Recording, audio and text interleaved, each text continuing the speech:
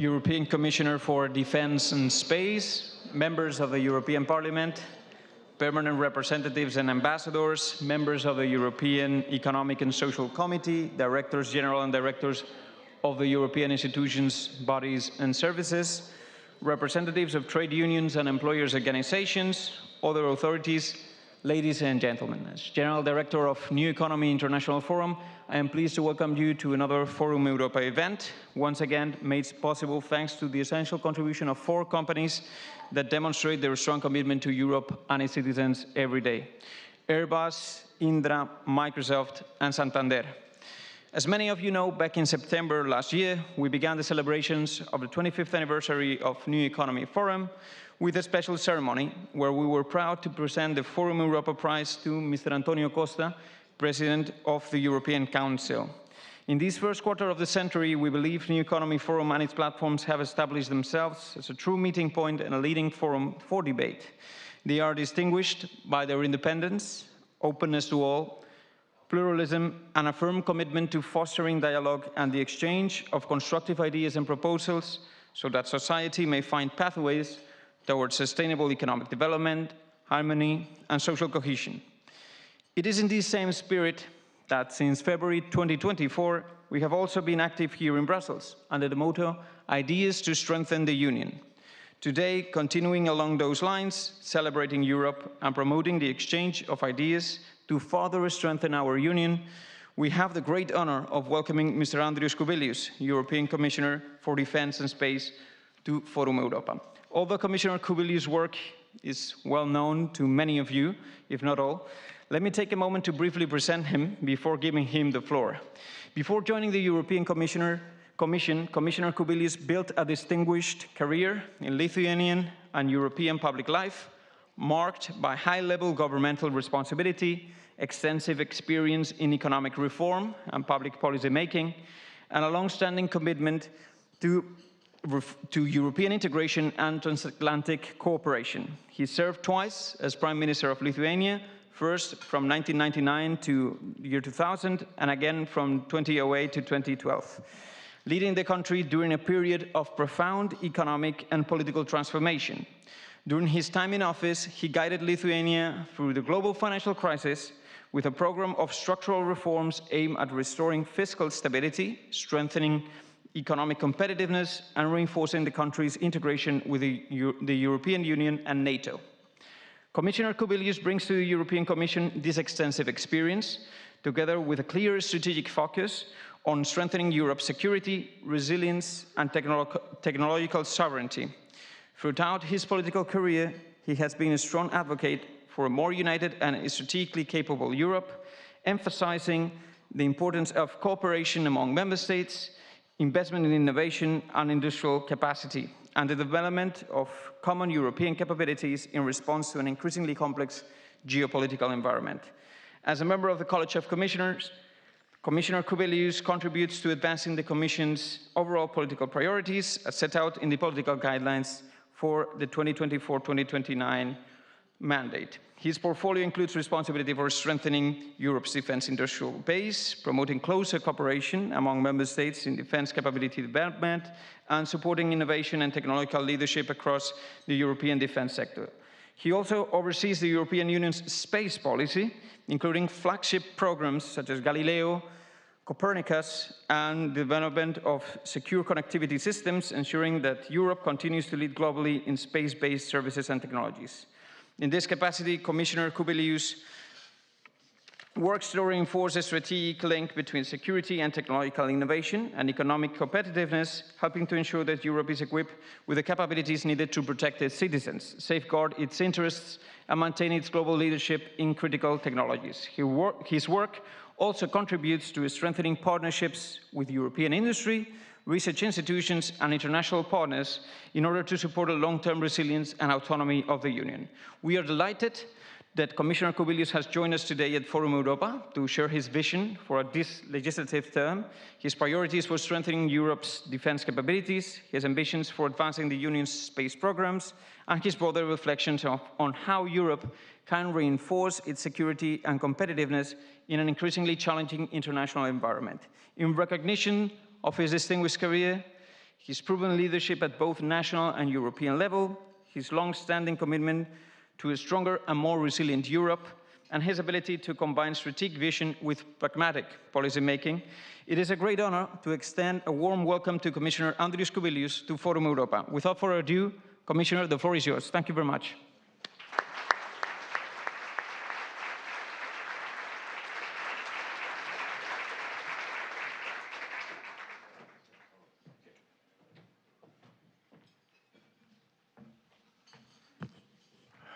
Well, thanks a lot for such a great, presentation. Never have heard about myself so many nice words. Thanks a lot again.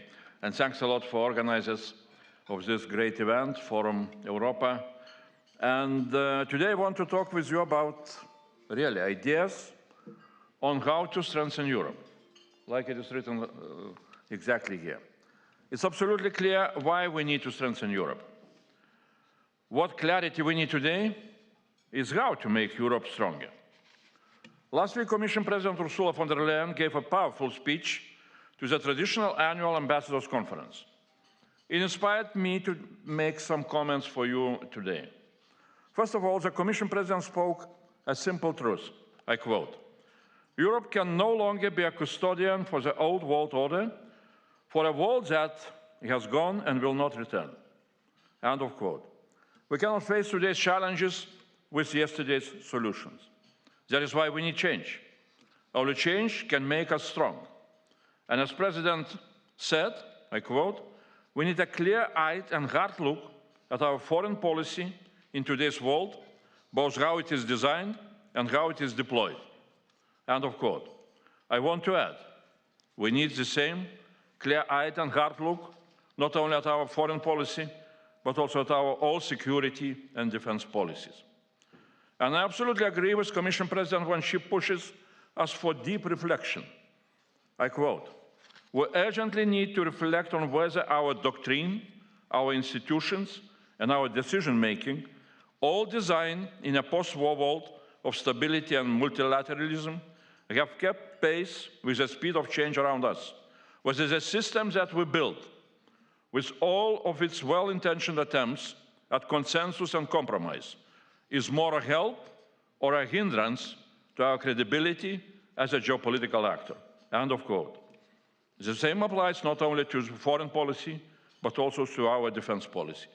We need to ask ourselves an open question, whether our doctrine, our institutions, and our decision-making in defense of Europe have kept pace with the speed of change around us and is more a help or a hindrance to our credibility as a geopolitical actor. The Commission President makes clear the direction of travel.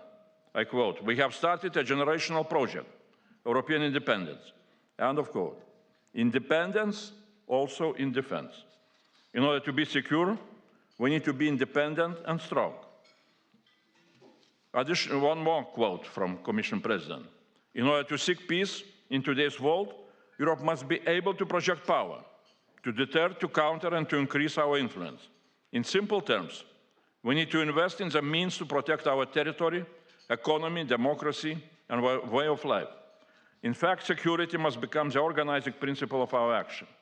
This must be the default mindset, from defense to data, from industry to infrastructure, from tech to trade." End of quote. So we have quite a clear vision what kind of European security and defense independence we need to build. And we know that doctrines for our foreign policy, security and defense policy, our institutions and decision-making are no longer fit for the new world order. Before reflecting about what and how needs to be changed in our defense doctrines, institutions and decision-making, let's remind ourselves about the challenges of today. First, our transatlantic partners are shifting towards the Indo-Pacific. They are asking for Europeans to take responsibility for conventional defense and peace in Europe. We have no rational reasons to disagree with such a request. Second, we need to be ready to be independent and able to be strong in Europe's defense. Third, while building our independence and European strengths, we need to see, in Russia's war against Ukraine, there is no peace on the horizon for the time being. there is a real possibility that we shall face Russian aggression against us. We need to remember, Russia spends on its military, in purchasing power parity terms, 85% of EU defense spending, of the whole EU defense spending. Russia is ready to use from 7 to 9 million drones in 2026. And war in Iran can hit us not only with increasing energy prices, but also with ballistic missile attacks up to 3,000 kilometers in range. And there will be a shortage of anti-ballistic missile supplies to Ukraine, to Gulf countries, and to Europe.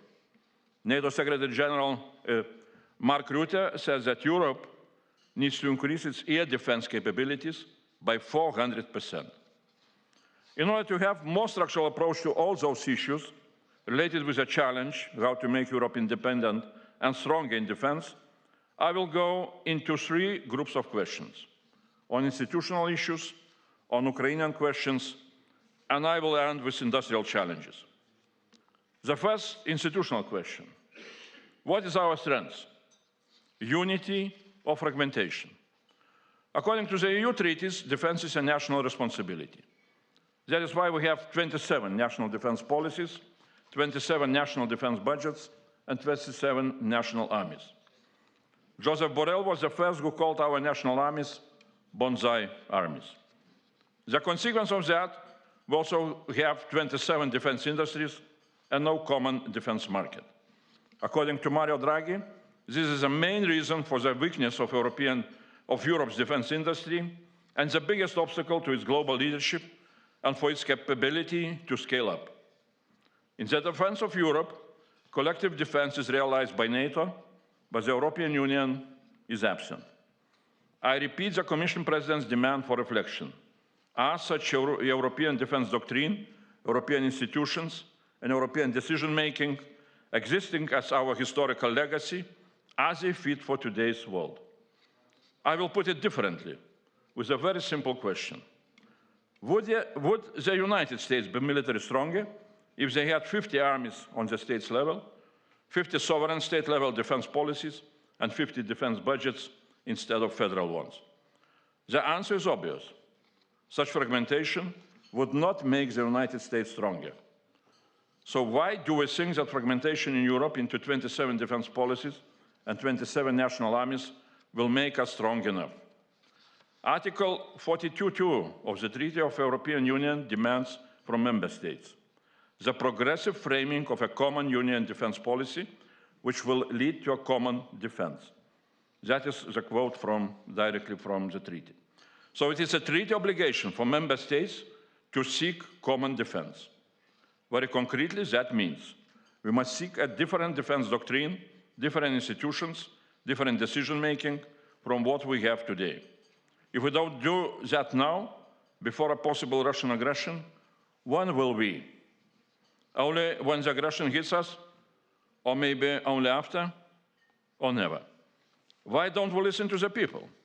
According to opinion poll last year, around 70% of the citizens in Spain, Belgium, and Germany prefer defense of their country by European defense, including an European army, instead of defense by a national army, 10%, or NATO, 12%.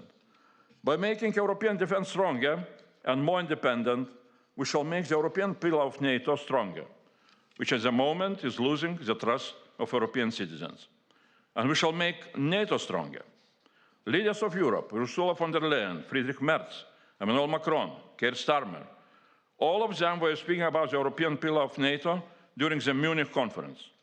Chancellor Friedrich Merz was even more specific. I quote, Article 42 of the Treaty on European Union will undertake to aid and assist one another in the case of armed aggression in Europe. We now need to spell out how we are going to organize this at European level, not as a substitute for NATO, but rather as a strong, self-sustaining pillar within the alliance. End of quote. Europeanization of NATO on the European continent also will demand to be less dependent on American resources. That is why we need European strategic enablers in order to replace American ones, and an European rapid reaction force, a European army, to replace a 100,000 strong American rapid reaction force in Europe. And finally, if defense policies in Europe stay fragmented, our defense industries in Europe will remain fragmented and will become even more fragmented with larger national defense spending. If we continue with the same institutional defense policy, we will also continue with the same industrial duplications, fragmentation, lack of standardization, and lack of harmonization. And we will have very few capabilities to build pan-European defense projects which demand unity and political will to overcome fragmentation. And ultimately, we will not be able to achieve our defense independence and our defense readiness. Now, a few Ukrainian questions. Ukraine is defending us during more than 4 years of terrible war. EU and member states are the biggest supporters of Ukraine's defense. But always we have to answer the question, are we doing enough to support Ukraine? Now we are preparing the 60 billion euro part of Ukraine support loan for the defense of Ukraine. Only the strength of Ukraine is a way to a just peace. Such a peace will come if Ukraine starts to prevail against Russia. A recent report by Norwegian think tank Corisk shows that too small an European support and as a consequence Russian victory would cost Europe twice as much as a sufficient European support for Ukraine in order for Ukraine to start to prevail and to achieve a just peace. Defense investment is always expensive, but non-investment will always cost much more. That is why it's simply cost-effective for us to invest into the strength of Ukraine's defense and into Europe's defense. And we need Ukraine for our defense. If Russia attacks us, EU member states will face a Russian battle-tested army much stronger than in 2022, and able to use almost 10 million drones. No NATO member state in Europe has such a battle-tested experience.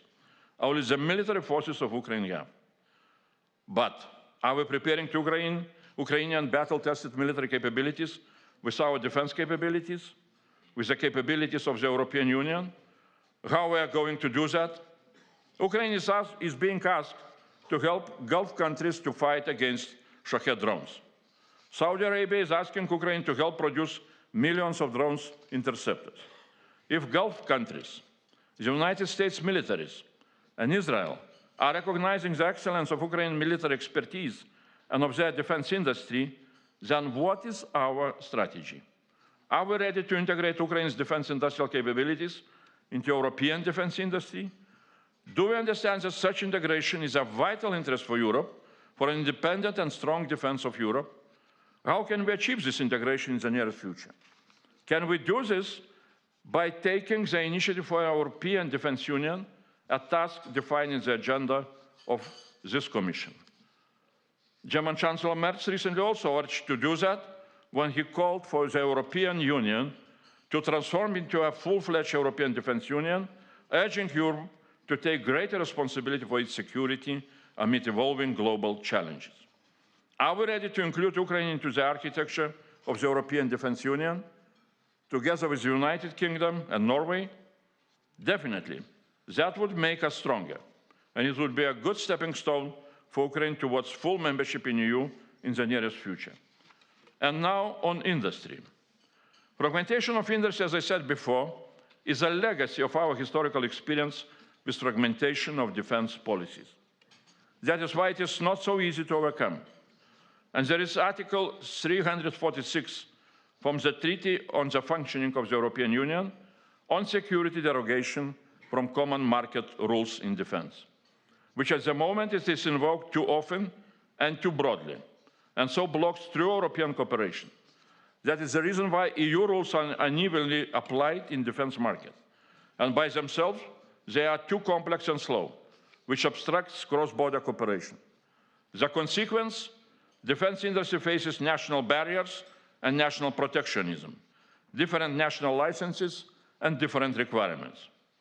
So while developing our defense capabilities, and for that reason procuring new weapons and using new funds for defense by the governments, we also need to do everything we can to overcome fragmentation of our defense market. This is how we can strengthen our defense industry and enable it to scale up production. And that is also why we need to create a common market in defense. Because I am more and more worried about the lack of industrial scale-up of production. Defense finances scale up, demands are scaling up, but production scale-up is lagging behind. The consequences, prices are increasing, delivery time also. Production scale-up is also what we need to learn from Ukraine. From 2022 to 2026, Ukrainian defense industrial production increased by 50 times, from €1 billion of total production in 2022 up to €50 billion in 2025. And at the same time, the Ukrainians managed to create the most innovative defense industry in the world. We need to scale up production for our defense needs and for the needs of Ukraine defense. And we need to do it now. That is why I started the missile tour. Because missiles for air defense, anti-ballistic missiles, now are the biggest deficit. The numbers are clear. In 2025, Ukraine faced 2,000 Russian missile attacks, 900 of them ballistic. In order to destroy them, Ukraine needs around 2,000 anti-ballistic missiles per year, mainly Patriot missiles at the moment. The New York Times reported that in just the first 5 days of hostilities with Iran, the US and its allies have expended over 800 anti-ballistic Patriot missiles. Public sources say total Patriot missile production in the United States is 750 per year. That is why we need independent missile production in Europe. Innovative Ukrainians are planning to develop their own anti-ballistic defense systems, maybe together with European partners. We are working on that. To develop an European air defense system with a strong anti-ballistic component, we first need to learn how to overcome fragmentation and how to be successful in the development of pan-European defense flagship projects. Up till now, such a success was almost non-existent. Fragmentation prevailed. Already 10 years ago, former Commission President Jean-Claude Juncker was speaking about the same problems. Now we're doing a lot to change this legacy. We're creating new instruments to assist member states to learn how to do defense together through joint procurement or joint development of weapon systems. And today, on this very day, March 16, member states need to notify us, Commission, about their interest to develop pan-European defense project of common interest, so-called EDPCIs, which will be approved by the Council and supported by EU funds. Ukraine will also be able to participate. That is how, step by step, we are learning to be more united. And at the end, about decision-making. We must be ambitious for our defense on defragmentation, on scale, on speed. But if we want speed on industry side, we also need speed on the policy side. We cannot endlessly discuss and negotiate, for example, the defense simplification omnibus or the defense proposals for almost a year. We cannot afford to water them down. If we are ambitious about defense, we need to show ambitious speed and scale in our political decisions, not only in the Commission, but also in the Council and also in the European Parliament. Ukrainians are showing us an example of industrial ambition, speed and scale, and of the speed of political decisions, because they are at war. We are not at peace either. But by continuing traditional, slow, peacetime decision-making, it looks as if we are still dreaming that peace in Europe is eternal. We need to radically change this attitude. We need to awake from this dream to prevent the nightmare of war. That is why we need to understand that our defense doctrines, institutions, and decision-making are no longer fit for the challenging reality of today. And we need to change if we really want to be independent and strong. For the last 10 years, we have repeated the same arguments and the same recipes of what to do with our defense, with the doctrines, institutions, and decision-making. But nothing has happened. Why not? In part, the answer for me personally is clear. There is no effective platform for unified political leadership that allows for discussions and strategic decisions on reforms in European defense. Strategic change in our defense is a task, first of all, for member states. But sometimes a bottom-up approach is not enough. Big reforms demand strong collective top-down leadership. That is why in the last weeks and months I have said, if we now really want to stop repeating the mistakes of the past. If we really want to do better, we need first of all to create such a platform for collective top-down leadership, an European Security Council. But that is a topic for another conversation. Thanks a lot.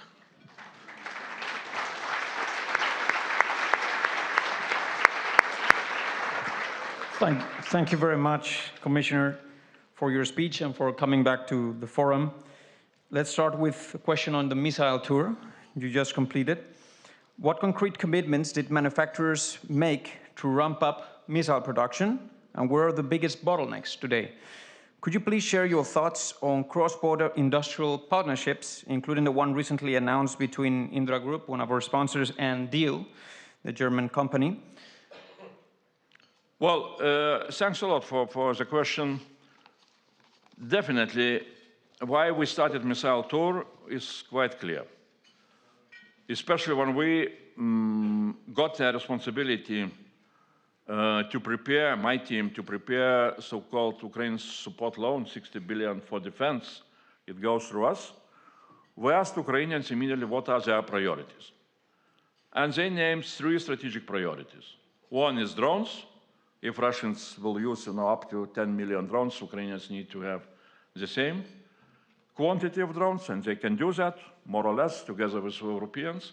Second priority was 155 ammunition, extended range ammunition.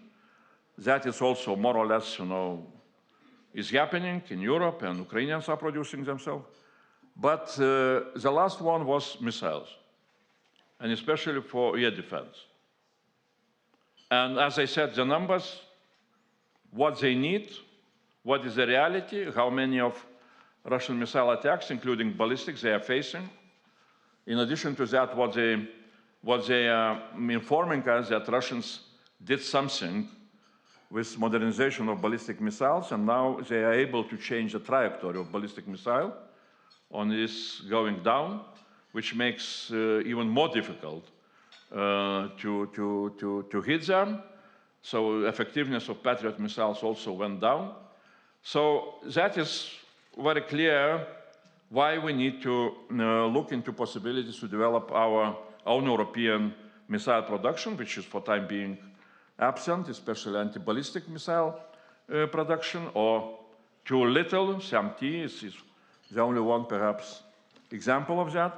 So we started to go around talking with the industries, first of all, having them all together here in Brussels, and asking so how we can do all together in order to assist industries to scale up what they are producing, and also to assist industries to develop the new types of missiles or anti-ballistic missiles. Industries are responding in a positive way, but industries also are making some comments which demand from us also to think about, in some way, new policy instruments. Industries are complaining that still they are not having clear long-term visibility what will be the demands. And that is why when they want to expand their production lines, they need to take quite a substantial risk. And not always it is easy to do that. So that is why we are looking for really how to have some kind of new policy instruments, like, for example, European stockpiling of different ammunition, different weapons, or let's say our warm facilities, industrial facilities, agreements in between of Commission and industries in order to allow industries to keep their expanded facilities ready to surge up if the problems, if the day X will come. So, and perhaps some other instruments can be on our agenda, including, in general, development of common market in defense. And of course, that would be also very important to look into possibility of trans-border cooperation. That is why we are traveling our first stop was in Poland. Now we are going to Germany and Italy, France, Sweden, and so on. Looking also for how really to find the best ways for industries to cooperate on European scale. And one of the possibilities also is exactly what I announced that today. We're expecting member states to bring their ideas, their understanding of so-called European defense projects of common interest. And I think that air defense can be among those. Air defense shield can be one of those projects which can feature very soon, besides Eastern Flank Watch, besides Drone Defense Initiative. And that would be some kind of new step forward in trying to be much more successful in development of pan-European projects. Thank you very much. You recently noted that Ukraine used roughly 700 Patriot interceptors in one winter, while crisis elsewhere have consumed hundreds of missiles in just days. Is Europe now entering a global competition for air defense missiles that its industrial base is not yet prepared for? Well, I just said what are the numbers, what are really during this winter, Ukrainians, they used around of 700 missiles, anti-ballistic missiles. Usually per one Russian missile, ballistic missile, you need to use 2 or sometimes even 3 anti-ballistic missiles. I said what they faced during the whole year, so it's very easy to calculate how much of anti-ballistic missiles Ukrainians will need during this year. And more or less from international media, we can see the numbers, how much of Patriot missiles were used in the Gulf countries by Americans and Gulf countries. Of course, it appears that some of those countries, as also in Europe, we need to recognize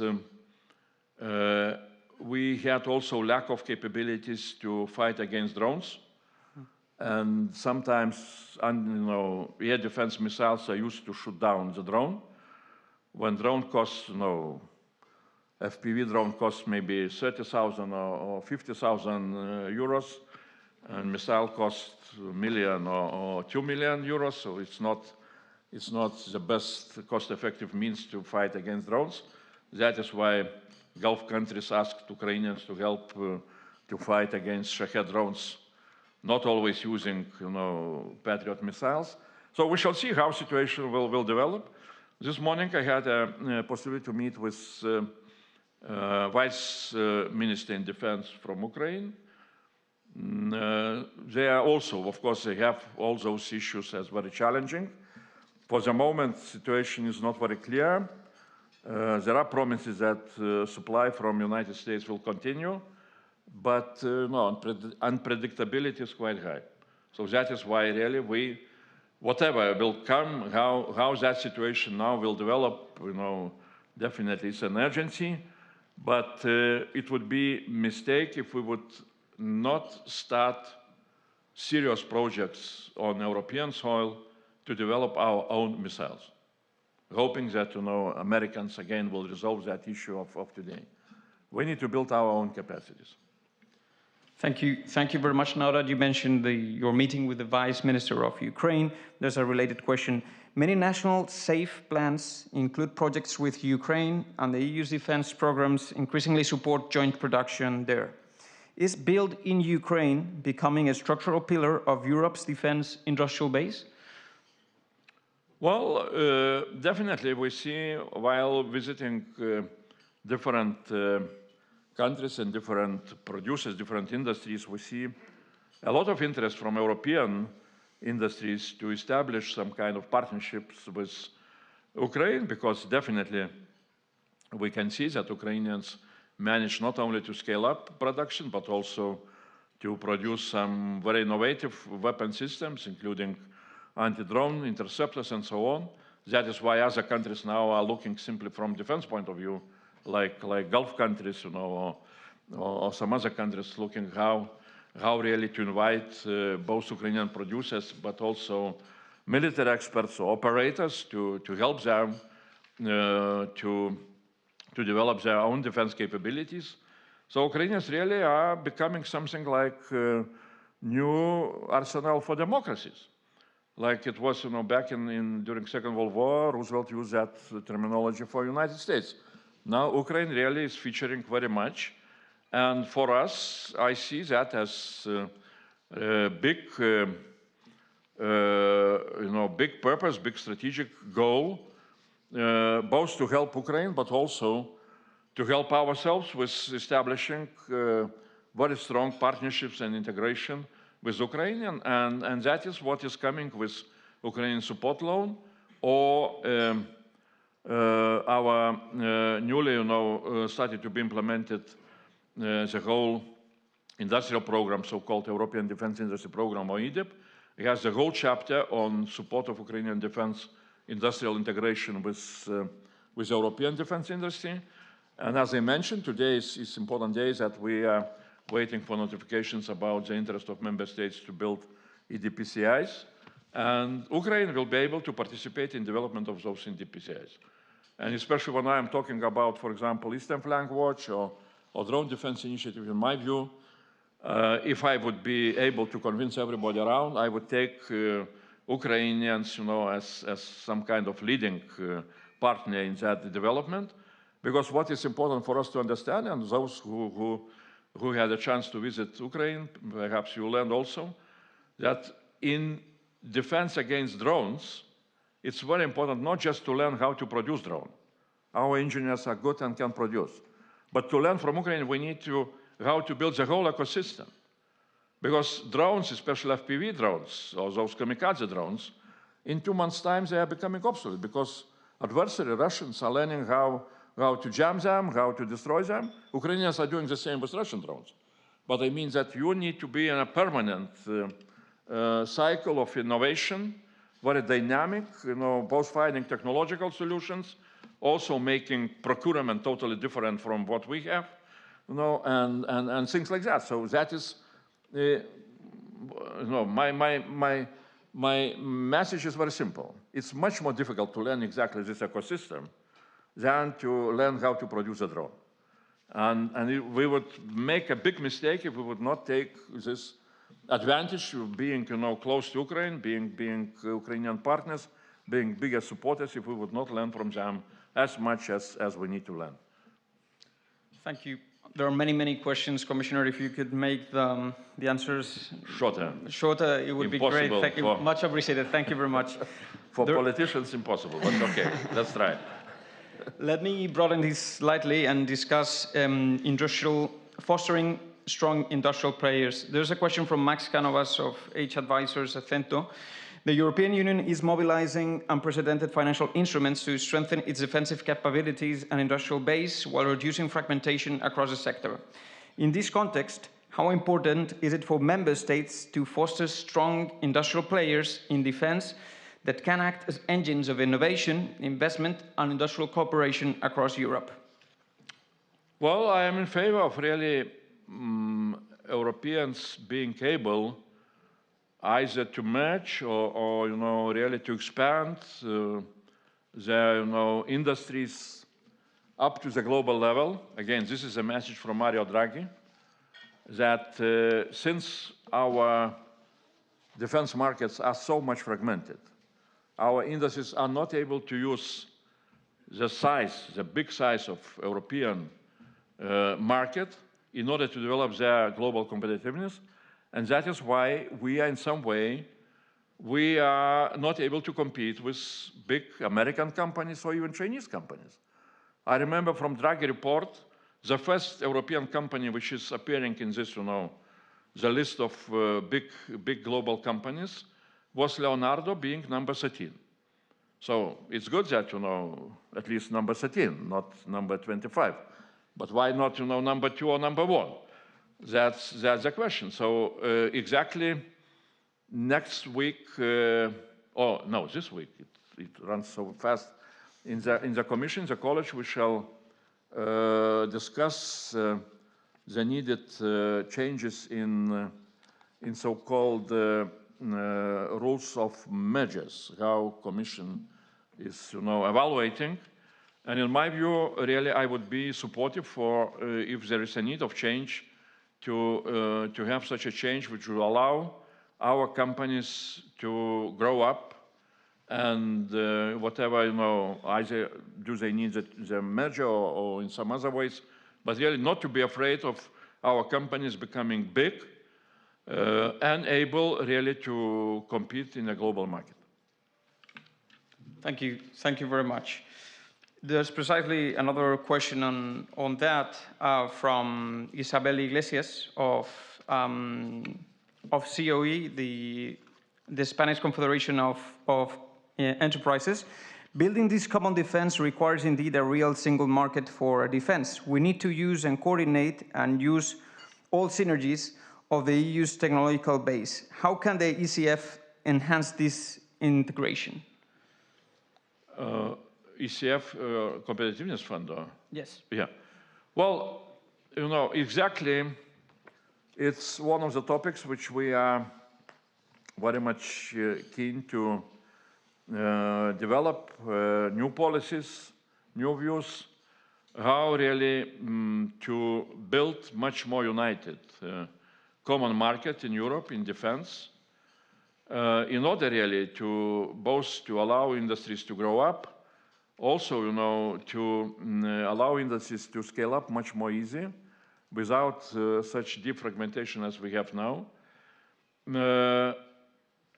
Here will be challenging, this will be challenging agenda, because I'm not so sure that, without touching, without asking ourselves how we need to change both doctrine and institutions in defense, as Commission President was saying, we shall be able to achieve a real development and real grow up of common market.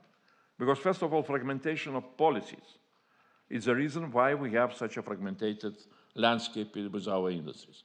So yes, we are now doing a lot in order to assist industries to become more united through joint procurement, joint development. But my feeling is that that cannot be enough. So that is why I raise those ideas to strengthen the union, those questions about institutions. And ECF, of course, is coming. It's, well, we are discussing. I hope that member states will support, first of all, the size of ECS, how much it will be devoted to defense and space. We propose to increase defense and space spending by 5 times, up to 131 billion euros. That's a significant increase. But we need to remember that in defense, national defense spending will be 100 times bigger than we shall have in MFF. National defense spending, as experts are saying, if we shall not find a way how to balance and how to bring much more unity on political level and so on, national defense spending usually is increasing fragmentation. Because member states, governments, when they feel money in the pocket, usually they are much more keen to go alone. That's not only my conclusion, but also experts are saying that. Thank you very much. Let's turn to another challenge, decision-making. There are several questions. I will group them in the interest of time. There's one from Slovenia's military representative. What could an ambitious version of the European Commission's new EU security strategy mean for military decision-making in the EU, and how far is the European Commission willing to go? There's another question from Domenic Ruiz, the representative here in Brussels of prestigious think tank CIDOB. Your good idea of the European Security Council could be done through strengthened cooperation, provided a passerelle is activated for majority voting. UK and Norway could be associated. Have you considered this possibility? And last but not least, there's a question from the ambassador of Argentina here in the EU. The situation you describe is a long-term consequence of the failure of the European Community of Defense, according to the ambassador. A unified defense means a unified command. Which are the consequences, therefore, of a unified EU defense policy, army, and industry for the institutional Europe? Well, I will try maybe very briefly. With Dominique, we have a lot of discussions about European Security Council. I think that, yeah, we shall continue. What is interesting and good that I see that this debate about European Security Council as some kind of platform where big decisions can be made is spreading around. I was positively surprised by German CDU Congress recently in Stuttgart when they passed a special resolution with featuring support to European Security Council and also other big ideas on defense. In European Parliament, there are discussions, so we are moving that direction. How it will be done, we shall see, either through enhanced cooperation or special intergovernmental treaty. That's for lawyers and for all of us to decide. Now, on security strategy, well, I am not so sure that I know very much where that strategy will go. Now, really, processes started by Commission President and High Representative Kaja Kallas. They are really doing a lot of consultations. It's the question, should we look for Security Council to be oriented to the challenges of today? Or should we look that security strategy should give us some kind of vision for long-term challenges? How we imagine where, for example, how the world will look like in 20 years' time or 30 years' time? What will be the role of China, of India, of United States, of Russia even? So, I mean, there are different approaches, so we shall see very soon. I cannot tell you exactly how it will go, but even if the strategy would look into longer-term perspective, then definitely we need to also have very clear vision what we need to do now, because this long-term perspective is coming very soon, and it would be a mistake for us not to start to prepare for that. So even on decision-making, as I said, we need to be really very open-eyed, because as an example, I can tell you, last year in June, as Commission, we passed a very important proposal for so-called security and defense omnibus, where we propose, for example, that permits for industries to build new factories or to expand existing facilities should take not 4 years, 4 years. Now in some countries, if you want to have a permit, it takes 4 years. Not because bureaucrats are very slow, but because you need to go through all the evaluations and environmental impact and so on. We put very simply that those permits should be given during two months. Either given or not given, but procedure should be very fast.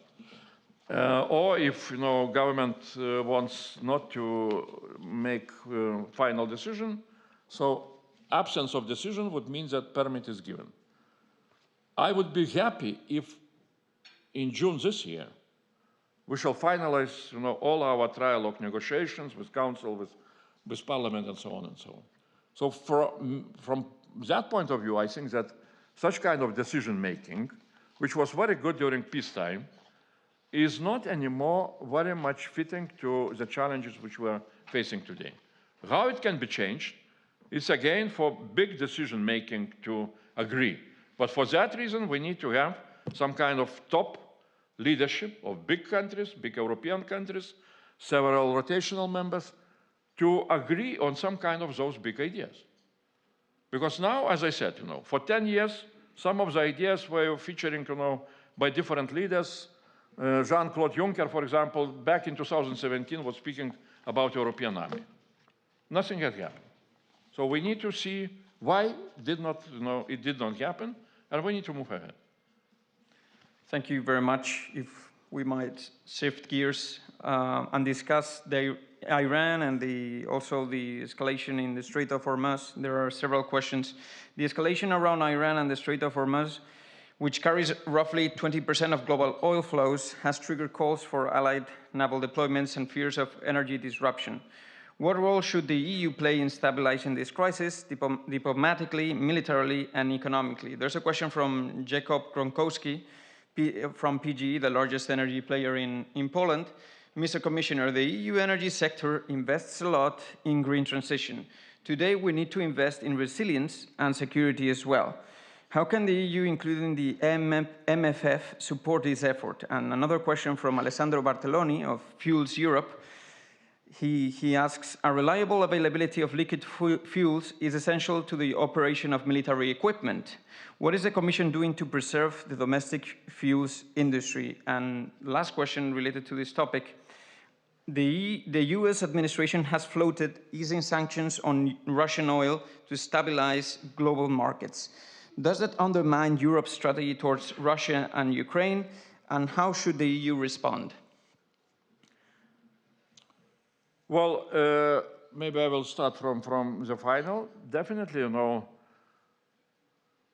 decision to relieve sanctions on Russia is not what we are happy about.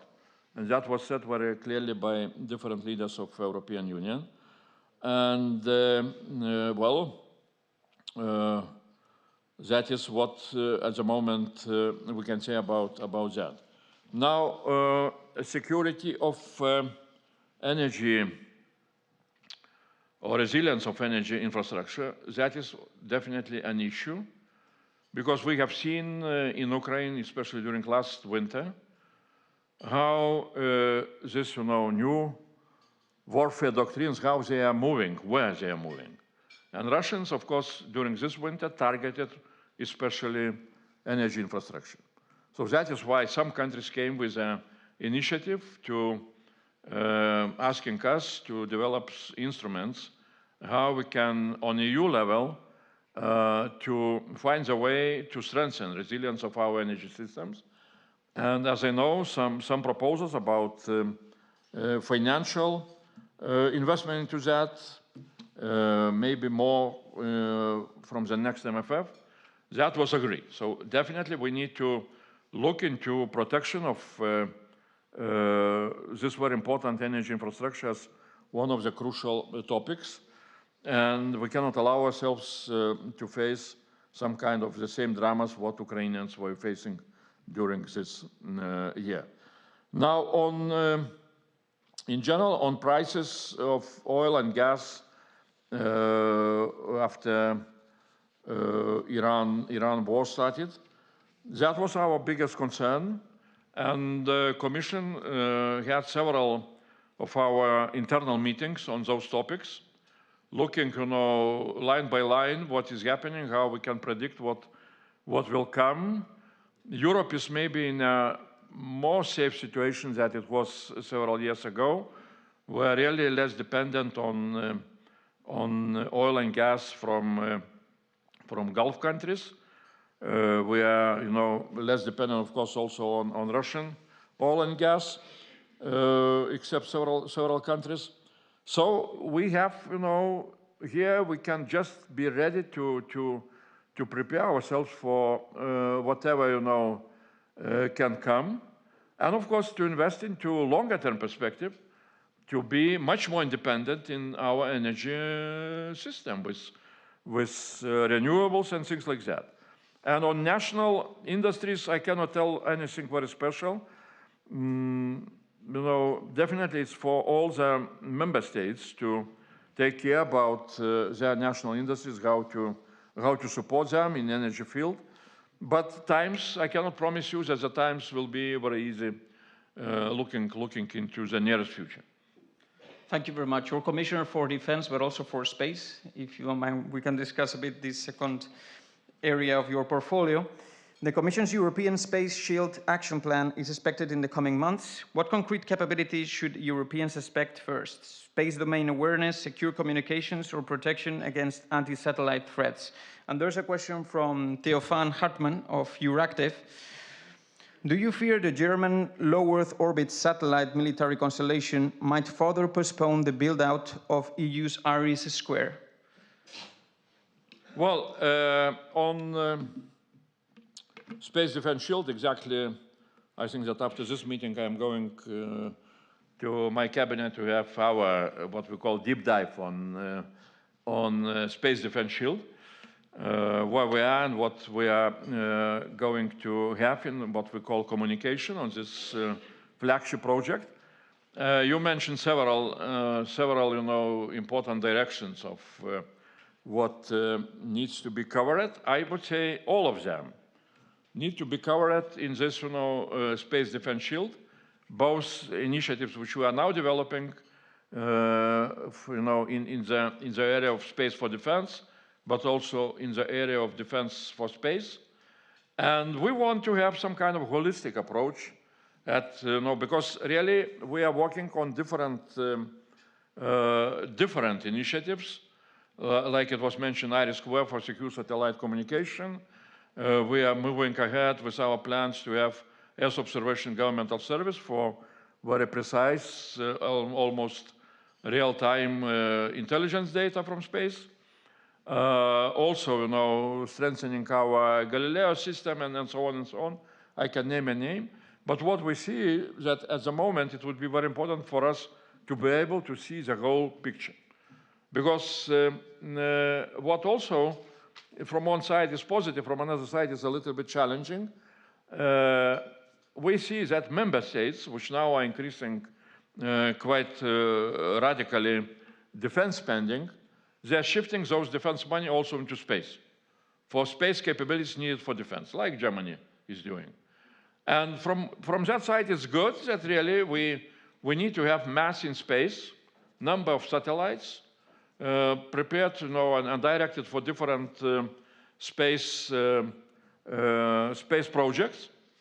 And the numbers are really not damaging the whole perspective.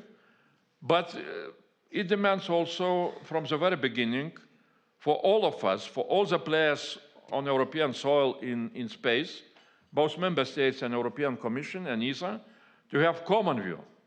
Because it would be very important that if member states are investing into development of their capabilities, that those capabilities would be interoperable, possible to integrate. That at the end we would have, several hundred satellites in space, for example, for Earth observation governmental service, and some of them would be, national ones, some of them would be European ones, but they would be able to communicate in between of themselves. And in that case, we would have really real possibility to have intelligence from space data on a real time, because it depends on the number of satellites, how many satellites you have in space, and how often you can come and to see a very precise picture of the same spot. Now with what we have in Europe, like Copernicus, we have possibility to see the same spot once a day. Chinese are developing systems when they will, at least experts are saying, they are planning to see the same spot each 6 minutes. For us, it will be enough to have 30 minutes repetition. Thank you very much. This could be a day-long conference, but we need to get to the final questions, and we haven't discussed artificial intelligence. There's a question from Mark Berruezo of B-Barlett. Anthropic was declared a supply chain risk by the American Department of War. Given how critical AI will be for war and peace in the future, is the EU doing anything to attract the company, Anthropic? Given that, according to Mark, we don't have any AI European champion, and if I may add, how can the EU ensure that AI is sufficiently developed also here, homegrown artificial intelligence, to counter hybrid threats? Well, AI, it's not my portfolio directly, but definitely we understand how much, AI is important for modern defense technologies. And we are ready really to support all the possible developments, including attracting companies from abroad. And even if Americans would look for possibility to come and to become a European company, we would be not against that. Now, really, we are spending quite a lot of different financial resources from EU in development of our AI capabilities, and I think that we shall be really gearing up. Maybe that is European feature, that usually we start slow, but then we can show really high quality of our technological developments.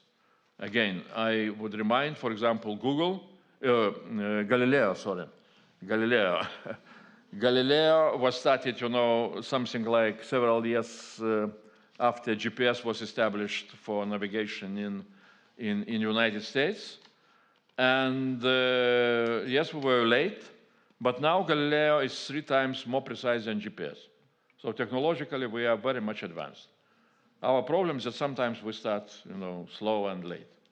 But I think that on artificial intelligence also we shall be strong, like we are strong in quantum technologies.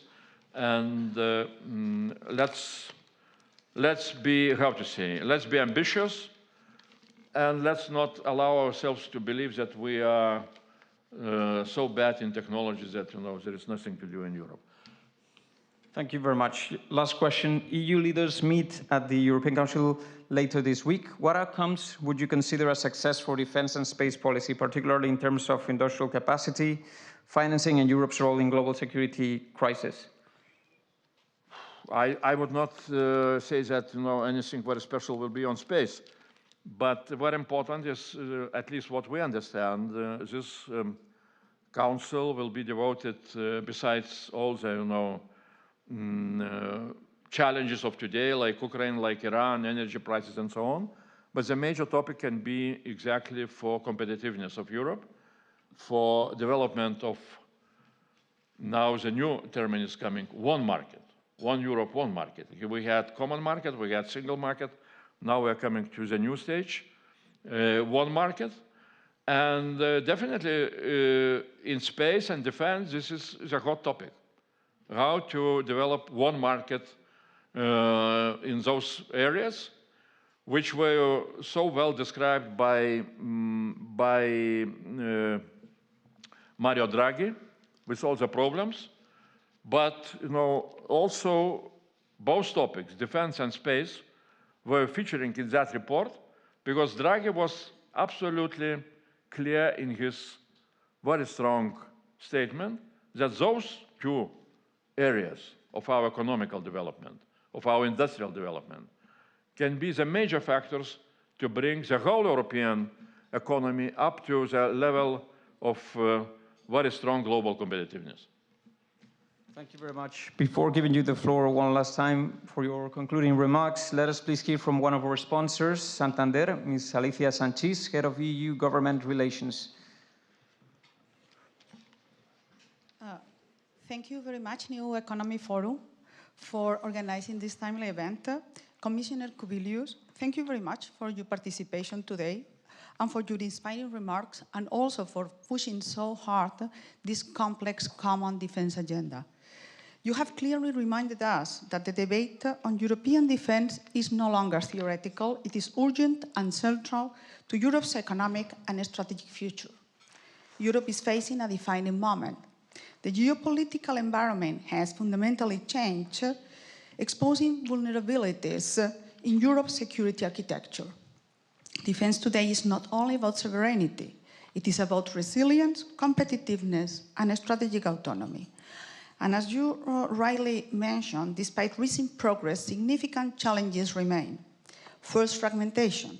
While defense spending has increased substantially, it remains largely national, limited interoperability, efficiency, and scale. Second, capability gaps. Europe still depends on external suppliers for critical technologies and equipment. Closing these gaps requires sustained investment and a stronger industrial coordination. Third, industrial capacity, scaling up production, and strengthening supply chains are essential to ensure credible deterrence. This brings me to financing. Meeting NATO commitments and Europe's ambitions will require long-term investment at scale. Public budgets alone will not be sufficient. Mobilizing private capital within a clear and predictable regulatory framework is therefore essential. The financial sector has a key role to play. At Banco Santander, we believe security and economic prosperity go hand in hand. A secure Europe is fundamental for sustainable growth. Since 2022, we have financed more than 15 billion in European defense equipment exports and 31 billion in imports. This has been supported by a strategic decision to step up our activity in the sector and by adopting a broader lending policy. At Santander, we work with leading European defense companies and we are expanding our expertise and coverage across markets. But Europe's security will not be secured by large defense companies alone.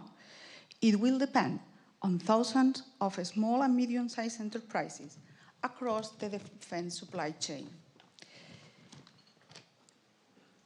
These companies rely on banks for their financing. If these companies cannot access capital quickly and at the scale, Europe's defense capacity will not expand at the pace required.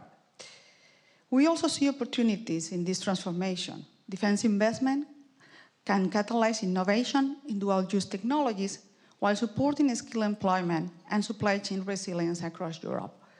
To unlock this potential, regulatory clarity and coordination between policymakers, industry, and finance are essential.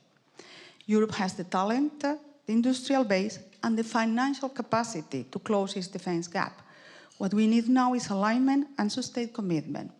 Commissioner, as you rightly highlighted, this is a collective responsibility. At Banco Santander, we stand ready to play our part, responsibly and with long-term commitment in supporting Europe's security, resilience, and strategic autonomy. Because investing in defense ultimately means investing in the protection of our values, of our economy, and our future. Thank you very much.